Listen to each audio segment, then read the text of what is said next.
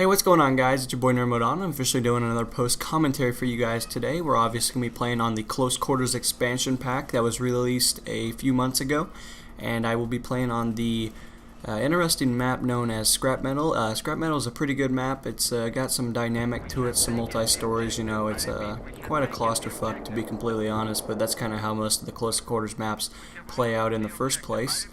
But in this map, or this gameplay, I guess you guys would call it, I would be using the 870 shotgun, which is a fairly good shotgun. If I am correct, I will be using the recon kit with the benefits of using the MAV for the motion sensor abilities and the tactical insertion kind of thing. I can't exactly remember what it's called as of the second, but I don't think I really use it too much. I think I just kind of, if I do use it, I place it down just in case the teammates need to spawn in a specific location. In this game, I'm also playing with a good friend of mine. You guys probably see him show up in most of the gaming videos I upload for you guys. Moxie, or Ben as I know him, and many others. We did pretty good in this game. It wasn't too much of a stress-inducing game, but needless to say the least, it was a good gameplay. For the 870, if I am correct, I will be using the laser light on it, and followed by, I think I'm using Flechette. Because the reason I use Flechette is that way I can have a tighter spread, and if you add the red dot, or not red dot, the laser sight, you get to have the ability to greatly improve the spread, so it's more accurate. You can do more damage since the 870 does have 12 pellets, so it can do much more damage. Also, Flechette's actually really good for extending a little bit more range, instead of using slugs, you know, and hitting the maximum effectiveness and one-shotting with the slugs. The only problem with the slugs is that you actually have to hit the guy with them, otherwise it's not worth your time. And you have a higher chance of missing if you use the slugs, you know. I mean, you only shoots one thing. Well, with the 870 with Flechette, you're shooting 12 technical rounds, I guess, at one specific unit. And, you can get some good kills with it.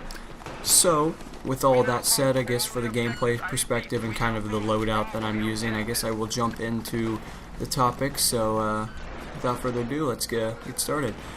I've been playing a lot of Close Quarters lately, and it's been a lot of fun. Close Quarters is, obviously I've said before, is the new expansion pack that was released, a few months ago. And it's a lot of fun. They added the 4 new maps and all that. I haven't really been into it previous to playing it currently, but I figured since it's a lot easier to play more matches of it, and you can extend your XP per hour, it's been a lot of fun. It greatly increases your chances of leveling up in Battlefield, that is for sure. With all that said, it's also more rage-inducing just due to the fact that everyone seems to run around with shotguns, and I know it's kind of weird for me to say since I'm doing the same thing, but you see a lot of spaz with slugs, that's for sure. That's what I've been seeing here these last few nights, and to say the least, it is frustrating, but it's part of the game, I guess. Use it, right? It's not any worse than getting killed by the M16, so it's on the same stat level, I guess you would say. But with all that, kind of said and everything, I've been just really enjoying it. Usually I play on the regular Battlefield maps. That would be the Grand Bazaar, Sin Crossing, Davenant Peak, Operation Metro.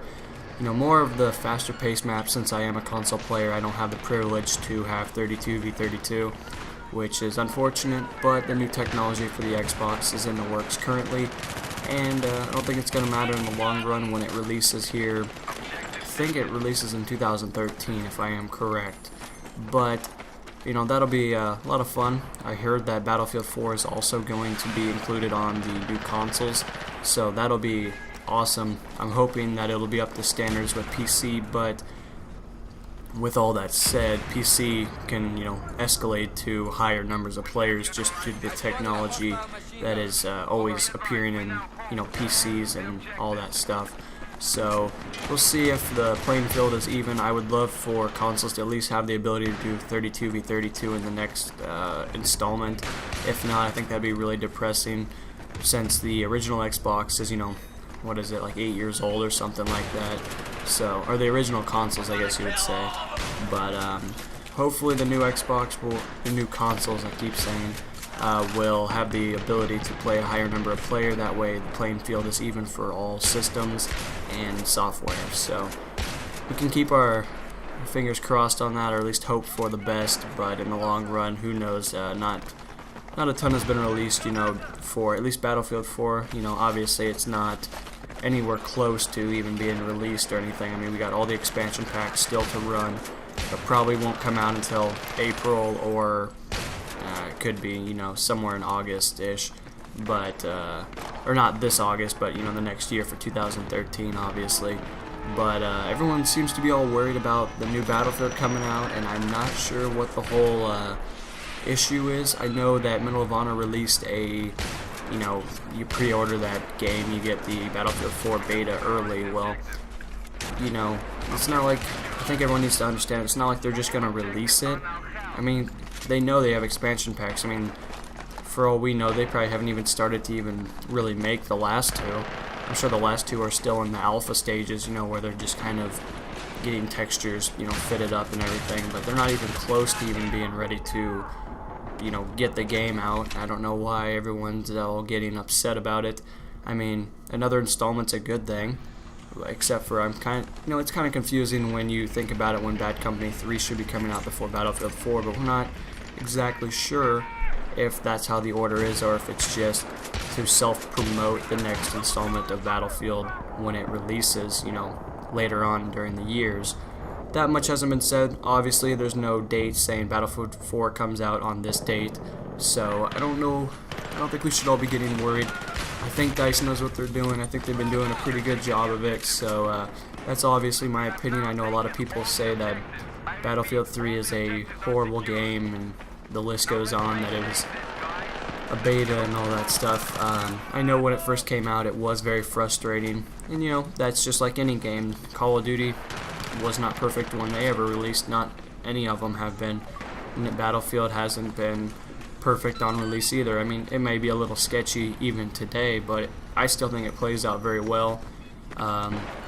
It's a lot more competitive than other titles that are on the market, so I think they did a pretty good job. I look at it as a success, and hopefully many people will come to that realization. Yeah, that's a weird word. Realization that the game is just what it is. I mean, it'll work out in the long run, and I think everyone will enjoy when the next installments come later on during the years. But that was kind of my, I don't want to say it, more like a tangent, I guess you would say. We kind of went off on a little rant and discussed some things that were going on in the community. Obviously, Armored Run will be coming out here, next 2 months, I guess.